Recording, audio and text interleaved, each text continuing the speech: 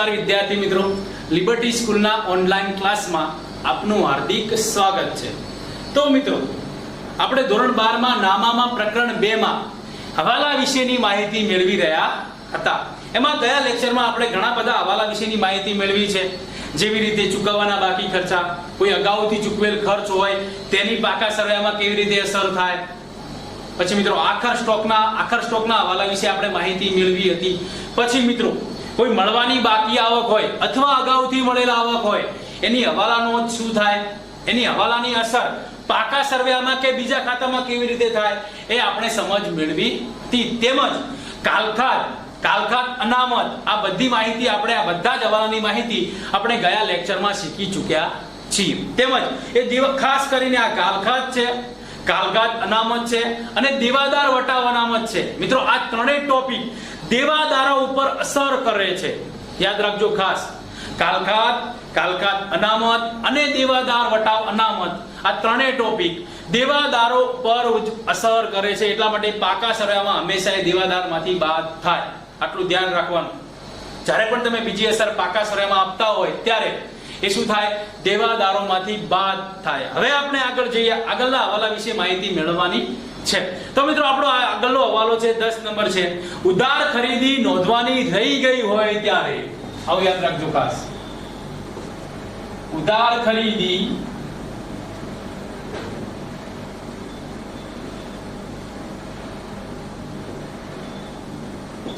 હવે મિત્રો ધ્યાન રાખજો કે તમને ખબર પડી છે, તમે જે ઉધાર ખરીદી છે એની નોંધવાની શું થઈ ગઈ, એની નોંધણી કરવાની રહી ગઈ છે।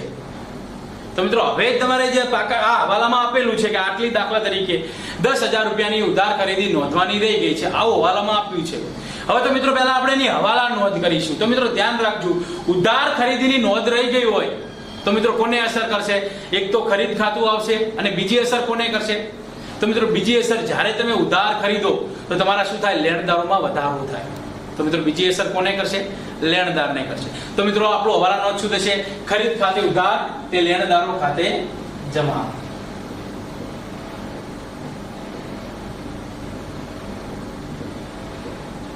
ખરીદ ખાતે ઉધાર તે લેણદારો ખાતે જમા। હવે મારે આની વાર્ષિક હિસાબમાં અસર આપવી છે, તો વાર્ષિક હિસાબમાં અસર કેવી રીતે આપીશ? પહેલા તો મિત્રો તમારી ઉધાર ખરીદી નોંધવાની રહી ગઈ છે, તો તમારા ખરીદી ક્યાં આવે, તો મિત્રો ખરીદી એ વેપાર ખાતામાં આવે, મેં તમને શીખવ્યું એ પ્રમાણે। તો મિત્રો પહેલી અસર ક્યાં થશે કે વેપાર ખાતામાં ઉધાર બાજુ ખરીદીમાં ઉમેરો, પહેલી અસર થશે વેપાર ખાતામાં ઉધાર બાજુ ખરીદીમાં ઉમેરો થશે।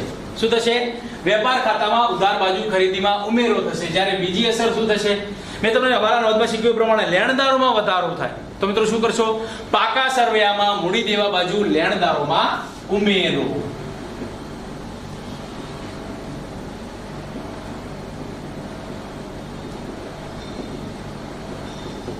પાકા સરવાળામાં મૂડી દેવા બાજુ લેણદારોમાં ઉમેરો। તો જ્યારે ઉધાર ખરીદી નોંધવાની રહી ગઈ હોય તો મિત્રો એની અસર આવી રીતે થશે, તમને વધારે ખબર પડી ગઈ છે।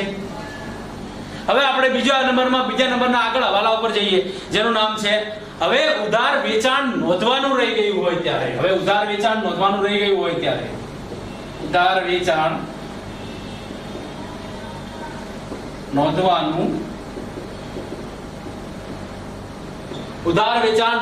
રહી ગયું હોય ત્યારે। તો હવે મિત્રો ઉધાર વેચાણ તમે નોંધવાનું રહી ગયું છે, તો ઉધાર વેચાણ છે, ઉધાર વેચાણથી તમારા શું વધે છે, જેમ ઉધાર ખરીદીથી લેણદારો વધે તેમ ઉધાર વેચાણથી શું વધે, દેવાદારો વધે। તો દેવાદારને અસર થશે, તો મિત્રો હવાલા નોંધમાં આવશે દેવાદાર ખાતે ઉધાર તે વેચાણ ખાતે જમા। વેચાણ ખાતું હંમેશા જમા જ થાય, મેં તમને કીધું પ્રમાણે। હવે આની પાકા સરવાળામાં શું અસર થશે અથવા વાર્ષિક હિસાબોમાં શું અસર થશે, તો મિત્રો શું થશે, દેવાદારમાં વધારો થયો છે, તો પાકા સરવાળામાં શું આવશે, દેવાદારોમાં વધારો થશે। તો પાકા સરવાળામાં મિલકત લેણા બાજુ દેવાદારોમાં ઉમેરો। પાકા સરવાળામાં મિલકત લેણા બાજુ દેવાદારોમાં ઉમેરો। બીજી અસર શું થશે, ઉધાર વેચાણ નોંધવાનું રહી ગયું છે, તો વેપાર ખાતામાં અસર થશે વેચાણમાં. તો મિત્રો વેચાણમાં ઉમેરવાનું થશે, તો વેપાર ખાતાની શું થશે? વેપાર ખાતાની જમા બાજુ વેચાણમાં ઉમેરો. વેપાર ખાતાની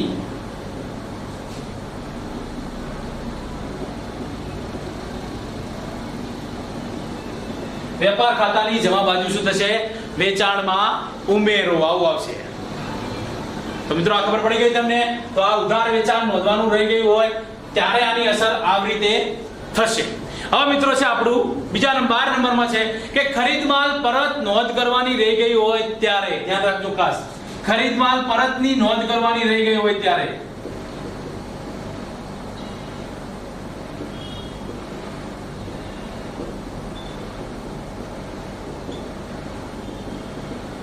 ખરીદ માલ પરતની નોંધ કરવાની રહી ગઈ હોય ત્યારે. હવે મિત્રો ખરીદ માલ પરત એટલે મતલબ ખરીદેલો છે અને તમે એને પરત કર્યો છે, તો મિત્રો એની નોંધ કરવાની રહી ગઈ હોય ત્યારે. હવે એની હવાલા નોંધ શું થશે? તો ખરીદ માલ પરત શું થાય? ખરીદ માલ પરત હંમેશા જમા થાય, આટલું યાદ રાખવાનું. તો ખરીદ માલ પરત ખાતે જમા કરવાનું અને સામે તમારું શું થાય? તમે ખરીદેલો માલ એને પરત કરો છો, તો એટલા લેણદારો શું થશે? એટલા લેણદારોમાં ઘટાડો થશે. ઘટાડો થાય તો ઊંધી અસર થાય, એટલે ઉધાર થાય, અને વધારો એટલે જમા થાય. તો લેણદારો ખાતે ઉધાર તે ખરીદ માલ પરત ખાતે જમા. લેણદારો ખાતે ઉધાર તે ખરીદ માલ પરત ખાતે જમા. હવે એની પાકા વાર્ષિક હિસાબમાં શું અસર થશે? મેં તમને કીધું એ પ્રમાણે લેણદારોમાં શું થયો છે? ઘટાડો થયો છે. એટલે શું થશે મિત્રો? ખરીદ માલ પરત. તો મિત્રો લેણદારોમાં શું કરવામાં આવશે? ઘટાડો કરવામાં આવશે. ધ્યાન રાખજો ખાસ, તમે માલ ખરીદેલી પરત કર્યો છે, તો મિત્રો પાકા સર્વેમાં મૂડી દેવા બાજુ લેણદારોમાંથી બાદ થશે. પાકા સર્વેમાં મૂડી દેવા બાજુ લેણદારોમાંથી બાદ. પાકા સર્વેમાં મૂડી દેવા બાજુ લેણદારોમાંથી બાદ થશે, કારણ કે ખરીદેલો માલ તમે પરત કર્યો છે. બીજી અસર શું થશે? તો વેપાર ખાતાની ઉધાર બાજુ ખરીદીમાંથી બાદ થશે. આ સિમ્પલ છે. વેપાર ખાતાની ઉધાર બાજુ ખરીદીમાંથી બાદ. વેપાર ખાતાની ઉધાર બાજુ ખરીદીમાંથી બાદ થશે. તો મિત્રો આ છે એની વાર્ષિક હિસાબોમાં અસર. હવે આપણે સમજીએ, આગળ જઈએ. હવે મિત્રો જેમ ખરીદ માલ પરતની નોંધ કરવાની રહી ગઈ, આગળનો આપણો હવાલો છે કે વેચાણ માલ પરતની નોંધ કરવાની રહી ગઈ હોય ત્યારે. હવે આપણે જોઈએ, આપણે વેચાણ માલ પરત કરવાની નોંધ રહી ગઈ હોય ત્યારે. વેચાણ માલ પરતની નોંધ કરવાની રહી ગઈ હોય ત્યારે. વેચાણ માલ પરતની નોંધ કરવાની રહી ગઈ હોય ત્યારે. હવે મિત્રો વેચાણ માલ પરતની નોંધ કરવાની રહી ગઈ હોય ત્યારે શું અસર થાય? તો મિત્રો જેમ ખરીદ માલ પરત કરો તો લેણદારોને અસર થાય છે, તો વેચાણ માલ પરત કરો તો કોને અસર થાય? દેવાદારોને અસર થાય. તો મિત્રો શું કરીશું આપણે? દેવાદારો ઘટાડવાના છે, અને ઘટાડવાના હોય તો એની ઊંધી અસર થાય. શું થાય? જમા થાય. તો વેચાણ માલ પરત ખાતે ઉધાર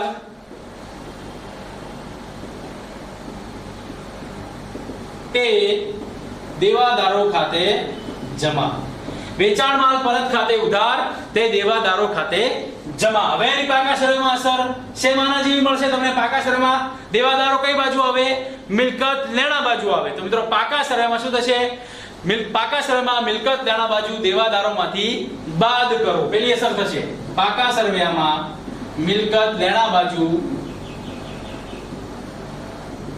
દેવાદારોમાંથી બાદ. પાકા સર્વેમાં મિલકત લેણા બાજુ દેવાદારોમાંથી બાદ. અને શું થશે? વેચાણ માલ પરત કરો એટલે વેચાણમાંથી બાદ કરવું પડશે. એટલે વેપાર ખાતામાં જમા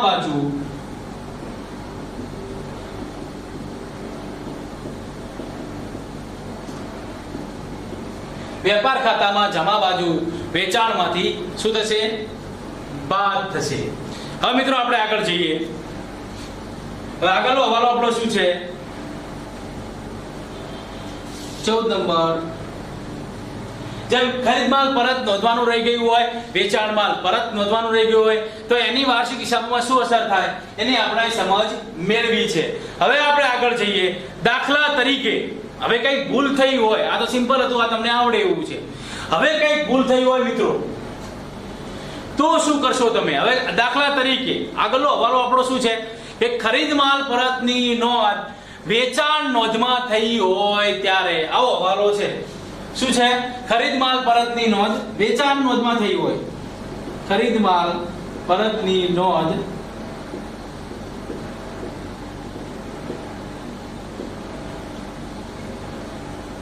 ખરીદ માલ પરતની નોંધ વેચાણ નોંધમાં થઈ હોય. હવે આવી ભૂલ થઈ હોય તો શું થાય મિત્રો?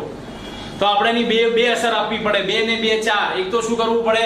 ખરીદ માલ પરતની નોંધ વેચાણ નોંધમાં થઈ હોય ત્યારે તો મિત્રો વેચાણ નોંધમાંથી આ બાદ કરવું પડે. પહેલા તો તમારી વેચાણ નોંધ છે એ વેચાણમાંથી કરવી પડે. દાખલા તરીકે શું થશે? વેચાણ ખાતે ઉધાર તે દેવાદારો ખાતે જમા. આ તો પહેલા લખવું જ પડે. વેચાણ ખાતે ઉધાર આ વેચાણમાંથી બાદ કરવું પડે. ખરીદ માલ પરતની હતી ભૂલથી વેચાણ નોંધમાં થઈ છે તો શું થયું હશે? તમારા વેચાણમાં વધારો થયો છે. હવે એની ભૂલ સુધારવી હોય તો તમે શું કરશો? એ વેચાણમાંથી બાદ કરવું પડશે. તો વેચાણ ખાતે ઉધાર તે દેવાદારો ખાતે જમા. તે દેવાદારો ખાતે જમા. હવે તમારે શું કરવું પડશે? હવે આ વેચાણ માલ પરત છે. વેચાણ ખાતે ઉધાર તે દેવાદારો ખાતે. હવે શું થશે? ખરીદ માલ પરત છે તો એટલા શું કરવા પડશે? ખરીદ માલ પરતમાં નોંધ કરવી પડશે. તો એટલા લેણદારો તમારે ઘટાડવા પડશે. તો મિત્રો લેણદારો ખાતે ઉધાર તે ખરીદ માલ પરત ખાતે જમા. લેણદારો ખાતે ઉધાર તે ખરીદ માલ પરત ખાતે જમા. લેણદારો ખાતે ઉધાર તે ખરીદ માલ પરત ખાતે જમા. હવે મિત્રો હવે આની વાર્ષિક હિસાબમાં અસર આપવી હોય તો કેવી રીતે આપશો? ધ્યાન રાખજો, આ હવાલો મોસ્ટ ઇમ્પોર્ટન્ટ છે, સમજવા જેવો છે, ખબર પડવી જોઈએ. તો મિત્રો પહેલા શું કરીશું?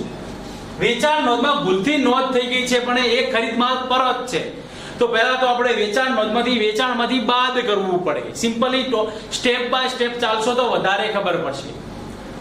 તો મિત્રો પહેલા આપણે શું કરીશું? વેચાણમાંથી બાદ કરીશું. તો વેચાણ કઈ બાજુ આવે? તો વેપાર ખાતાની જમા બાજુ વેચાણમાંથી બાદ. શું થશે? વેપાર ખાતાની જમા બાજુ વેચાણમાંથી બાદ થશે. આ પહેલું. બીજા નંબરમાં શું થશે? વેચાણમાંથી બાદ કર્યું હોય તો મિત્રો હવે શું કરવું પડે? બીજી અસર પણ થવાની જ છે એની. તો તમે વેચાણમાં લખ્યું હશે તો એટલા દેવાદારોમાં વધારો થયો હશે. તો મિત્રો દેવાદારોમાં અસર કરી છે તો એ દેવાદારોમાં શું કરવું પડશે? એ દેવાદારો ઘટાડવા પડશે. શું કરવા પડશે? દેવાદારો ઘટાડવા પડશે. તો મિત્રો દેવાદારો કઈ બાજુ આવે?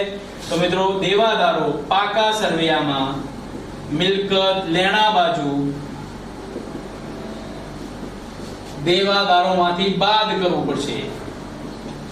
આ બંને અસર થઈ ગઈ છે. પહેલી અસર જે આપી હતી એની બંને અસર થઈ છે. આની 4 અસર થશે મિત્રો. આ હવાલાની કેટલી અસર થશે?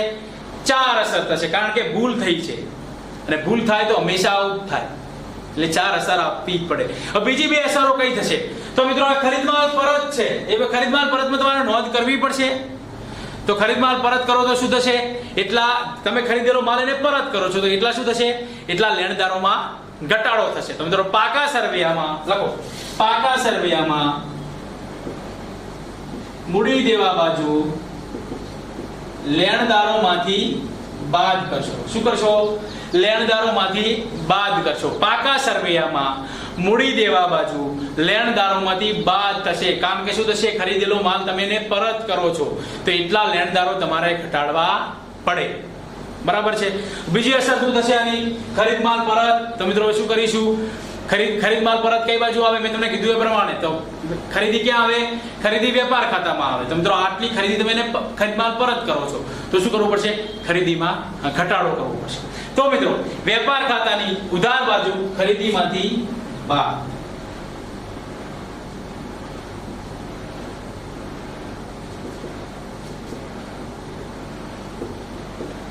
વેપાર ખાતાની ઉધાર બાજુ ખરીદીમાંથી બાદ થશે. હવે મિત્રો આગળ જઈએ આપણે. હવે આગળ આપણો હવાલો કયો છે મિત્રો? તો હવે આપણો હવાલો છે વેચાણ માલ પરત.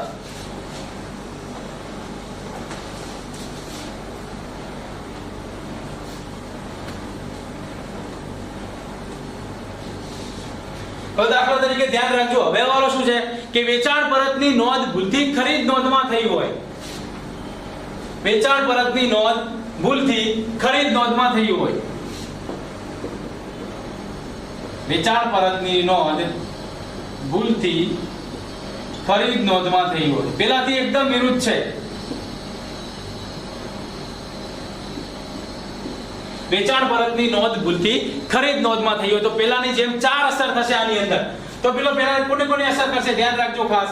તો વેચાણ પરતની નોંધ ભૂલથી ખરીદ નોંધમાં થઈ છે તો મિત્રો શું થશે? ખરીદીમાંથી બાદ કરવું પડશે. તો લેણદાર ખાતે ઉધાર તે ખરીદ ખાતે જમા. આટલા લેણદારો ઘટાડવા પડશે કારણ કે ભૂલથી લખાઈ ગયું છે. બીજી અસર શું થશે? એટલા દેવાદારો ઘટાડવા પડશે. તો વેચાણ માલ પરત ખાતે ઉધાર તે દેવાદાર ખાતે જમા. વેચાણ માલ પરત ખાતે ઉધાર તે દેવાદાર ખાતે જમા. આની હવાલા નોંધ આવી થાય. હવે મિત્રો એની અસર શું થાય એ ખાસ ધ્યાનમાં લેવાની છે. તો મિત્રો આને આ જે લખી છે હવાલા નોંધ એના ઉપર તમને ખબર પડી જશે. પહેલા તો લેણદારો તમે ઘટાડ્યા છે તો પાકા સર્વેમાં શું થશે? પાકા સર્વેમાં આ લેણદારો ઘટાડ્યા છે તો પાકા સર્વેમાં મૂડી દેવા બાજુ લેણદારોમાંથી બાદ. પાકા સર્વેમાં મૂડી દેવા બાજુ લેણદારોમાંથી બાદ. પાકા સર્વેમાં મૂડી દેવા બાજુ લેણદારોમાંથી શું થશે? બાદ થશે. હવે મિત્રો શું થશે? સામે શું લખ્યું છે તમે? બીજી અસર આપવી હોય તો મારે શું થયા? લેણદારો હવે ખરીદીમાં શું કરવું પડશે? ખરીદ નોંધમાં થઈ તો ખરીદીમાંથી ઘટાડો કરવો પડશે. તો મિત્રો વેપાર ખાતાની ઉધાર બાજુ શું થશે? ખરીદીમાંથી બાદ થશે. વેપાર ખાતાની ઉધાર બાજુ ખરીદીમાંથી બાદ. વેપાર ખાતાની ઉધાર બાજુ ખરીદીમાંથી બાદ થશે. હવે ત્રીજી અસર શું થશે મિત્રો? આને આ જ હવાલામાં ત્રીજી અસર શું થાય? તો મિત્રો હવે વેચાણમાંથી શું કરવું પડશે? વેચાણ પરતની નોંધ ભૂલથી ખરીદ નોંધમાં થઈ છે તો વેચાણમાંથી પણ બાદ કરવું પડશે. તો મિત્રો વેપાર ખાતાની જમા બાજુ શું થશે? વેચાણમાંથી બાદ. વેપાર ખાતાની જમા બાજુ વેચાણમાંથી શું થશે? બાદ થશે. વેપાર ખાતાની જમા બાજુ વેચાણમાંથી બાદ થશે. હવે શું કરવું પડશે? એટલા દેવાદારો ઘટાડવા પડશે. આ વેચાણ પર આવ્યું એટલે તો મિત્રો પાકા સર્વેમાં મિલકત લેણા બાજુ